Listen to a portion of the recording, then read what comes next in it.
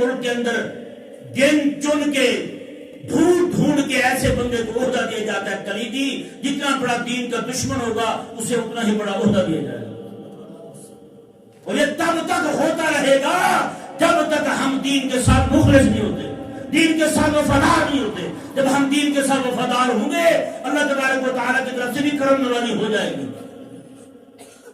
لیکن ہم میں سے ہر ایک بندہ مختلف جمہوری پارٹیوں کا حامی ہے، نہیں میں تو فلانے میاں کا ہوں، میں تو فلانے پی ٹی کا ہوں، میں تو فلانے پی پی کا ہوں، کہ ٹھیک ہے بھی کر لے تو، آج تک نوکری کرتا رہا، ان کی کیا ملے تجھے سوائے دین کی دشمنی کے، سوائے دین کی مخالفت کے تیرے ہاتھ میں کیا ہے بتا ذرا، کچھ ہاتھ ہے تیرے، کیا جواب دے گا اللہ تبارک و تعالیٰ کو؟ کیا جواب دے گا تو؟